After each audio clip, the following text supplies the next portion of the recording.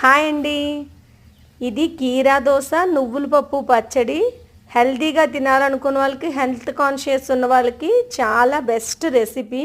దీనికి కావాల్సింది 2 కీరా దోసలు, పచ్చిమిరపకాయలు, కొంచెం కొత్తిమీర, ఆవాలు, ఎండుమిరపకాయలు పోపు కోసం, ఇంకా చింతపండు, కొంచెం చింతపండు, కరివేపాకు, ఇంకా మెయిన్ ఇంగ్రీడియంట్ నువ్వులు. రిచ్ సోర్స్ ఆఫ్ కాల్షియం కదా నువ్వులు. లేడీస్కి అయితే చాలా బెస్ట్, నువ్వులు తినాలి, చాలా మంచిది కూడా. ఇంకా కొంచెం ఆవగుండ, కొంచెం ఇంగువ. ఒకవేళ మీ దగ్గర ఆవగుండ లేదనుకోండి, కొంచెం 1/2 స్పూన్ ఆవాలు తీసుకుని వాటిని నీళ్ళల్లో నానబెట్టి, ఇవి మిక్సీలోని వేయడం కష్టం, ఇంత కొంచెం ఆవాలు, వీటిని మన దగ్గర ఏదైనా దంచుకునే దాంతో ఇలా నూరినట్టుగా చేసుకుని ఇలా ముద్దలా చేసి ఉంచుకోవాలి.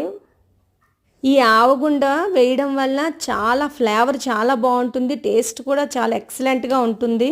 నెక్స్ట్ చింతపండు, పచ్చి చింతపండు గుజ్జు కొంతమందికి పడదు కదా, గ్యాస్ట్రిక్ వస్తుంది అంటారు. కాబట్టి ఆ చింతపండులో కొంచెం నీళ్ళు వేసి ఇలా ఒక్కసారి మరిగించి తీసి పక్కన పెట్టుకుంటే సరిపోతుంది. ఎప్పుడైనా పచ్చిగా కూరలు తింటున్నప్పుడు వాటిని ఉప్పు వేసిన నీటిలో కడిగి తీసుకోవడం మంచిది. ఈ కీరా దోసల్ని ఇలాగ తొక్కతో పాటుగా చిన్న చిన్న ముక్కలుగా కట్ చేసుకోవాలి. పొయ్యి వెలిగించి మూకుడు పెట్టి దాంట్లో నువ్వులు వేసి ఒక 10 మినిట్స్ రోస్ట్ చేయాలి. వాటిని ఆయిల్ అవసరం లేదు. తర్వాత మూకుడులోని కొంచెం ఆయిల్ వేసి పోపు, ఆవాలు, ఎండుమిరపకాయలు, కరివేపాకు వేయించాలి.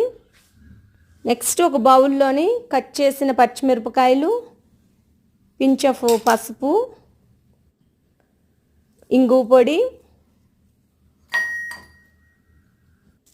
నెక్స్ట్ సాల్ట్, దీంట్లో మనం నువ్వుల పప్పు గ్రైండ్ చేసుకున్న పౌడరు బౌల్లో యాడ్ చేయాలి.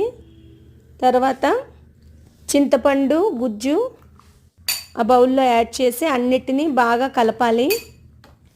ఇలా బాగా కలిపిన తర్వాత కట్ చేసి పెట్టుకుని కీరా దోస ముక్కలు కూడా వాటికి యాడ్ చేయాలి.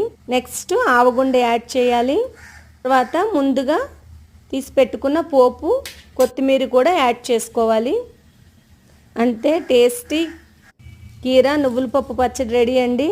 ఇది చాలా హెల్దీ వంటకం. నచ్చితే ఒక లైక్ చేయండి. Thank you.